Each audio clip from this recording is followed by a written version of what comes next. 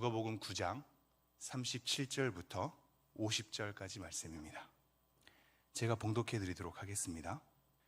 이튿날 산에서 내려오시니 큰 무리가 맞을새 무리 중에 한 사람이 소리질러 이르되 선생님, 청컨대 내 아들을 돌보아 주옵소서. 이는 외아들이니이다. 귀신이 그를 잡아 갑자기 부르짖게 하고 경련을 일으켜 거품을 흘리게 하며 몹시 상하게 하고야 겨우 떠나가나이다. 당신의 제자들에게 내쫓아 주기를 구하였으나 그들이 능히 못하더이다. 예수께서 대답하여 이르시되 믿음이 없고 패역한 세대여, 내가 얼마나 너희와 함께 있으며 너희에게 참으리요. 내 아들을 이리로 데리고 오라 하시니 올 때에 귀신이 그를 거꾸로 들이고 심한 경련을 일으키게 하는지라. 예수께서 더러운 귀신을 꾸짖으시고 아이를 낫게 하사 그 아버지에게 도로 주시니 사람들이 다 하나님의 위엄에 놀라니라. 그들이 다 그 행하시는 모든 일을 놀랍게 여길새 예수께서 제자들에게 이르시되 이 말을 너희 귀에 담아두라. 인자가 장차 사람들의 손에 넘겨지리라 하시되 그들이 이 말씀을 알지 못하니 이는 그들로 깨닫지 못하게 숨긴 바 되었음이라. 또 그들은 이 말씀을 묻기도 두려워하더라. 제자 중에서 누가 크냐 하는 변론이 일어나니 예수께서 그 마음에 변론하는 것을 아시고 어린아이 하나를 데려다가 자기 곁에 세우시고 그들에게 이르시되 누구든지 내 이름으로 이런 어린 아이를 영접하면 곧 나를 영접하며 또 누구든지 나를 영접하면 곧 나를 보내신 이를 영접함이라. 너희 모든 사람 중에 가장 작은 그가 큰 자니라. 요한이 여짜오되 주여, 어떤 사람이 주의 이름으로 귀신을 내쫓는 것을 우리가 보고 우리와 함께 따르지 아니함으로 금하였나이다. 예수께서 이르시되 금하지 말라. 너희를 반대하지 않는 자는 너희를 위하는 자니라 하시니라. 아멘.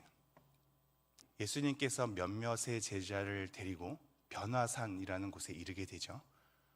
거기서 예수님의 영광을 보게 됩니다.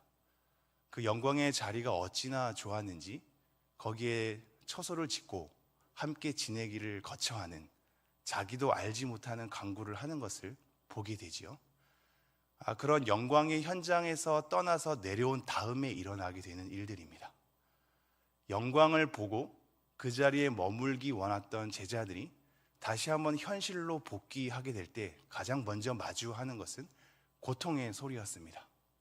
귀신 들린 아이 때문에 부르짖는 아버지의 울부짖음이었고, 그것을 위해서 변론하는 제자들, 그리고 무능한 제자들, 이후에 또 다른 문제로 계속적으로 제자들의 약함이 드러나는 현실을 마주하게 됩니다. 이런 본문의 흐름은 의미가 있죠. 영광의 자리를 떠나서 현실로 돌아오게 될 때 우리의 현실의 소리는 생각보다 무능하고 무지하고 서로 싸우고 다투고 여러 가지 귀신 들림 앞에서 우리가 무너지는 것을 보게 되는 겁니다. 우리의 현실이 그러함을 오늘 본문을 통해서도 알 수 있으며, 우리가 마주한 현실 가운데 우리의 연약함을 드러나는 모습 또한 계속 마주하게 될 것입니다. 그 가운데 우리의 연약함을 하나님께 오늘도 아뢰야 하겠습니다. 오늘 본문 말씀에서는 4가지가 등장하는데요, 이 4가지를 통해서 우리의 모습을 발견하게 될 겁니다. 성경에서 수많은 제자들의 훌륭한 모습이 많이 나오거든요. 우리 안에 그러한 제자를 닮은 훌륭한 모습이 많았으면 좋겠는데, 오늘 본문 말씀은 우리에게도 잘 발견되는 모습인 동시에 제자들에게도 이런 모습이 있었구나, 우리 안에 제자를 닮은 모습이 있다니 하면서 보게 되는 4가지 장면입니다. 물론 부정적인 그림입니다. 그 4가지를 살펴보면서 우리 안에 이 문제에 대해서 끊임없이 싸우는 여러분 되기를 소망합니다. 먼저 끝에서부터 한번 거슬러 올라오죠. 49절, 50절 말씀을 제가 읽겠습니다. 요한이 여짜오되 주여, 어떤 사람이 주의 이름으로 귀신을 내쫓는 것을 우리가 보고 우리와 함께 따르지 아니함으로 금하였나이다. 예수께서 이르시되 금하지 말라. 너희를 반대하지 않는 자는 너희를 위하는 자니라. 제자들은 예수님 곁에 있었기에 권위의 자리에 있었다고 볼 수 있습니다. 예수님 편에서 가장 측근에서 예수님의 능력을 받아 예수님과 함께 여러 일을 이루어내는 자리인 거죠. 그러한 자리에 있는 이들이 가장 우리가 첫 번째로 발견하는 부분은 권위에 있어서 자기와 함께하지 않는 자를 배척하는 겁니다. 권위의 문제가 있고요, 배타성의 문제가 있는 거죠. 자기에게 동의하지 않으면, 같이 주의 이름을 외치면서 귀신을 내쫓으나 자기와 함께 있지 않으면, 자기 편에 있지 않으면 그 사람을 배척해서 금하려고 하는 제자들의 모습을 우리 안에서도 발견하게 됩니다. 이것이 첫 번째 마주하게 되는 우리 안에 있는 제자들의 잘못된 모습 중 하나입니다. 우리는 우리 말에 귀 기울이지 않으면 싫어하지요. 사실 다 알고 있습니다. 의견이 다를 수 있음도 알고 있고, 우리가 스타일이 다를 수 있음도 알고 있죠. 그런데 잘 안 되지 않습니까? 막상 우리의 다름을 존중하자라고 하지만 나와 다른 사람을 마주하게 되면 불편한 게 사실입니다. 내가 어떠한 것을 강력히 주장하게 될 때 그 사람이 동의하지 않으면 마음이 상하게 되죠. 우리는 주 안에서 하나라고 얘기하지만, 그리고 한 교회 안에서 우리가 서로의 은사대로 함께 나가는 공동체임을 고백하게 되지만 생각보다 우리의 속은 좁습니다. 나와 다른 사람을 용납하기가 어렵고 그를 배척하는 거에 우리는 편리하죠. 우리 안에도 이런 제자들의 모습이 있습니다. 우리와 함께하지 않기 때문에 저들을 금하겠습니다 라고 하는 우리의 권위의 자리가, 그리고 그를 내모는 우리의 권위의 작용이 우리 안에 도사리고 있지요. 제자들에게도 발견하는 모습이고, 우리가 이러한 모습을 우리 안에 끊임없이 발견하기에 계속해서 경계해야 하겠습니다. 나와 다른 사람을 어떻게 존중할 것인가? 그와 어떻게 발을 맞춰갈 것인가? 나와 함께 당장 이 일을 같이 하지 않는다 할지라도 그것이 주님을 위한 일이라면 어떻게 함께 협력할 수 있을까? 이것은 오늘날 모든 교회가 가지고 있는 하나의 숙제이기도 합니다. 이 숙제를 우리도 짊어지면서 우리 안에도 연합과 일치가 조금이라도 더 가꿔졌으면 좋겠습니다. 두 번째 모습인데요, 46절부터 48절입니다. 제가 빠르게 읽지요. 제자 중에서 누가 크냐 하는 변론이 일어나니 예수께서 그 마음에 변론하는 것을 아시고 어린아이 하나를 데려다가 자기 곁에 세우시고 그들에게 이르시되 누구든지 내 이름으로 이런 어린아이를 영접하면 곧 나를 영접하며 또 누구든지 나를 영접하면 곧 나를 보내신 이를 영접함이라. 너희 모든 사람 중에 가장 작은 그가 큰 자니라. 제자 중에서 누가 크냐 하는 변론이 일어났습니다. 우리가 첫 번째 본 것은 제자들과 함께하지 않는 자를 금하는 권위의 작용, 그리고 배타성이었거든요. 이번엔 내부의 균열이죠. 제자들 안에서 서로 누가 크냐라는 변론이 일어나게 되죠. 오늘 본문에서는 그것이 심중에 일어났다고 얘기하는데, 사실 마태복음과 마가복음에도 동일한 본문이 등장하며 그때에는 길 가는 도중에 이러한 변론을 하는 것에 대해서 나타나게 됩니다. 즉 이겁니다. 우리 마음속 안에서도 우리 중에 누가 크지? 누가 위대한 자지? 누가 더 우월한 자지? 누가 더 높은 자리에 있는 자지라는 우리 안에 끊임없는 욕망과 싸웠던 것이며, 그 마음속에 있는 변론의 욕망은 겉의 고백으로 드러나게 되죠. 서로 다투고 변론하는 겁니다. 예수님께서 그걸 들으시고 하시는 말씀은 내 이름으로 이런 어린아이를 영접하면 곧 나를 영접합니다. 그리고 나를 영접하면 나를 보내신 이를 영접합니다. 지극히 작은 자를 영접해야 될 것으로 얘기하면서 이런 가장 작은 그가 큰 자다라고 얘기를 하죠. 그러나 우리는 이 말씀을 기가 막히게 우리에게 유리한 대로 적용하는 실력이 있죠. 즉 이런 겁니다. 큰 자가 되기 위해서 작은 자가 되는 겁니다. 칭찬을 받기 위해서 겸손을 가장하는 거죠. 지극히 큰 자는 작은 자라고 얘기하는 예수님 가르침 때문에 내가 큰 자가 되려고 작은 자가 되기를 자처하는 겁니다. 우리 안에 여전히 큰 자가 되고자 하는 욕망은 없어지지 않고 작은 자의 자리에 머물게 되는 거죠. 흔히 이런 말도 있습니다. 지는 자가 이기는 자다. 이 말이 원래 그렇게 등장하진 않았겠지만 이 말이 굉장히 훌륭한 게 보일지 몰라도 결국 이기고 싶은 겁니다. 자기는 지는 자리에 있는다고 하는데 자기의 마음속의 욕망은 이기고 싶은 겁니다. 그러니까 지는 자가 이기는 자다라는 것으로 자기를 위안 삼고 지는 자의 자리에 위치해 있지만 자기의 마음속의 원함은 이기는 자로 있고 싶은 거죠. 우리가 나에게 대접받고자 하는 대로 남에게 대접하라라는 말씀도 있죠. 이것은 원래 그런 뜻이 아니나 우리는 내가 대접받고 싶어서 그렇게 대접하는 경우가 있습니다. 이 모든 것은 다 말씀을 곡해하는 거지요. 예수님께서는 큰 자가 되기 위해 작은 자의 자리에 처해야 한다라고 얘기하지 않습니다. 그냥 작은 자에 있는 자가 큰 자라고 인정할 뿐이지요. 그런데 우리의 욕망은 큰 자가 되기 위해서 작은 자의 자리에 처하려고 하는, 잠시 그 자리를 빌어서 내가 위치하려고 하는 우리의 욕망이 계속 가득합니다. 이것이 두 번째로 마주하게 되는 우리의 모습입니다. 이것도 너무 힘들지요. 말은 쉬우나 나는 그 사람보다 뛰어나길 원하고 인정받길 원하고 멋지게 그려지길 원하는 것이 우리의 욕망이며 그건 제자들의 욕망이기도 하였습니다. 우리 안에 이 두 번째 모습과도 계속 싸워야 하겠습니다. 계속적으로 큰 자가 되려 하지 않고 작은 자가 되려 하는 우리의 원함이 있어야 하겠습니다. 이것으로 우리가 서로 다투지 않았으면 좋겠습니다. 제자들이 했던 실수를 우리가 계속 마주하지 않았으면 좋겠습니다.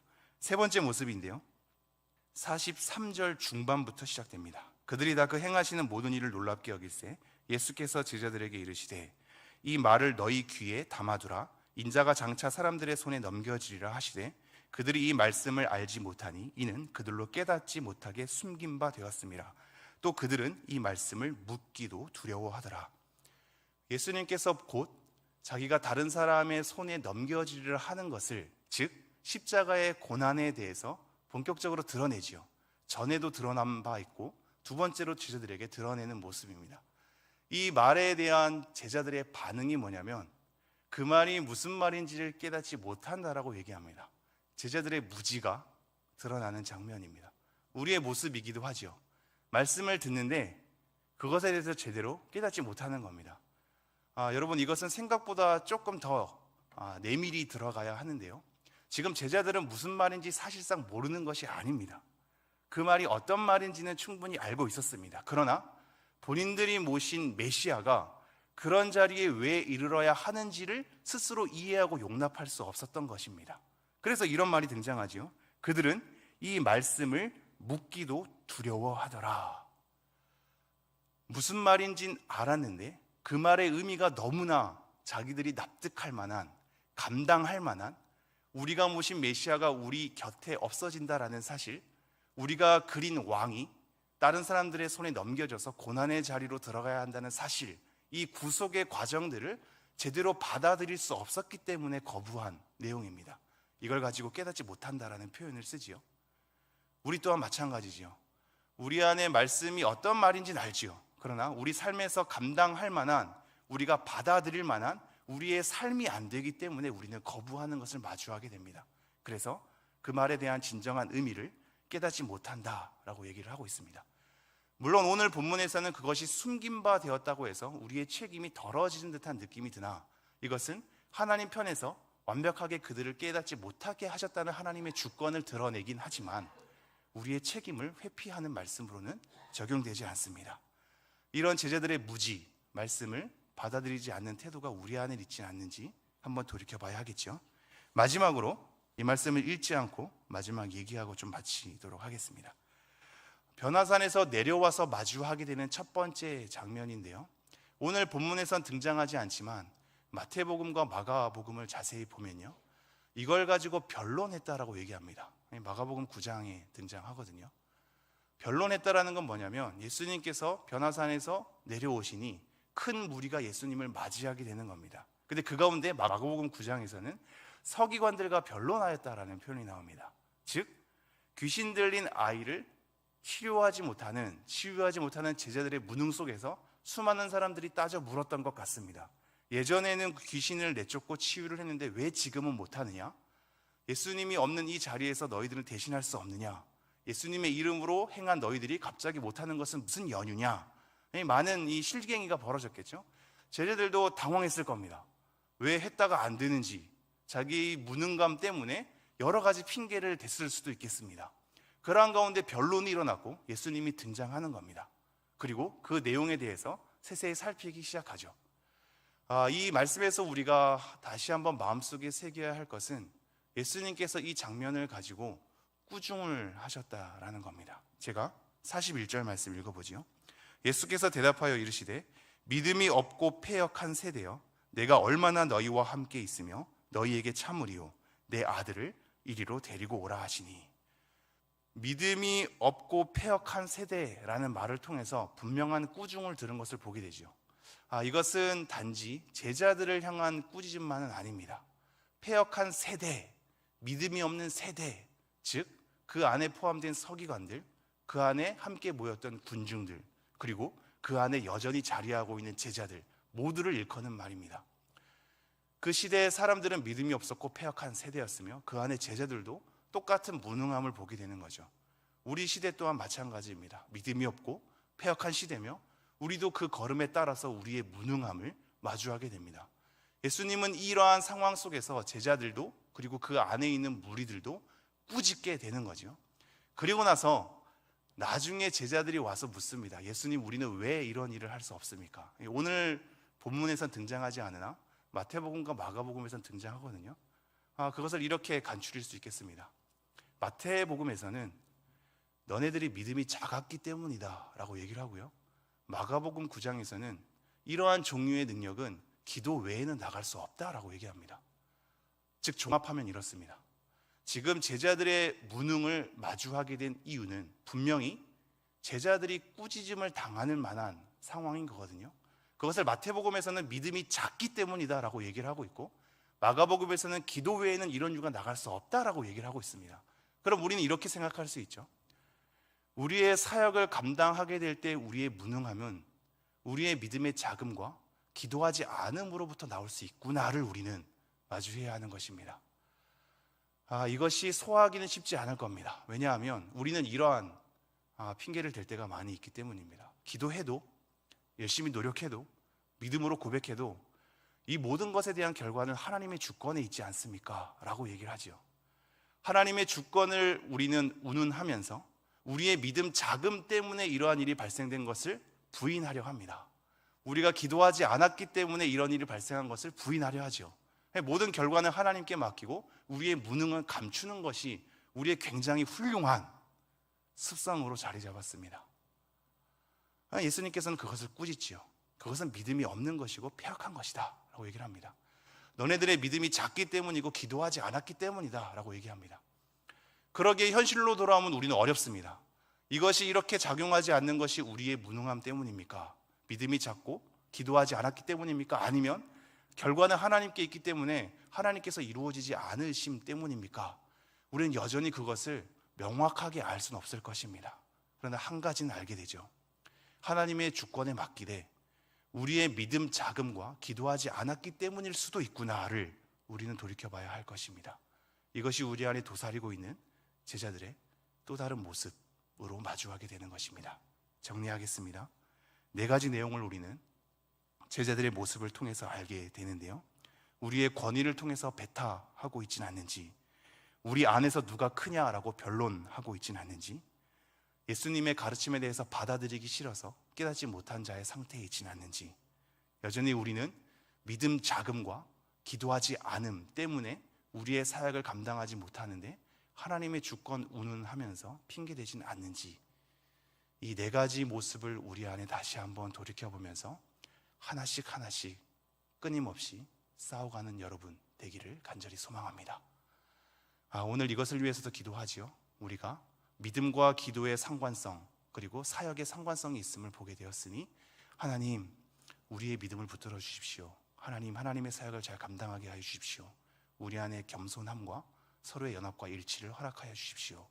이것을 위해서 나 자신과 교회를 위해서 기도하는 여러분 되었으면 좋겠습니다. 제가 기도하고 개인 기도 이어가겠습니다. 하나님, 오늘도 이 말씀을 통해서 하나님의 말씀을 우리 안에 담아내게 하시니 감사합니다. 이것을 잘 묵상해서 우리 안에 계속 도사리고 있는 제자들의 안 좋은 모습들을 끊임없이 돌아보게 하여 주시고, 우리 안에 이러한 다툼과 변론이, 믿음 자금이 일어나지 않도록 깨어 있을 수 있는 은혜를 우리에게 허락하여 주시옵소서. 오늘 하루도 성도님들 각자의 부르심 가운데 하루를 감당해 나갑니다. 하나님, 이들을 돌봐주시고 이들과 동행하여 주셔서 각자 마주한 현실 앞에서 하나님 앞에 엎드려서 도우심을 구하는 자가 되게 도와주시고, 특별히 하나님의 동행하심을 통해 이 하루 하나님을 조금이라도 기뻐하게 할 수 있는 삶이 될 수 있도록 은혜를 허락하여 주시옵소서. 이 모든 말씀 우리 주 예수 그리스도 이름으로 기도합니다. 아멘.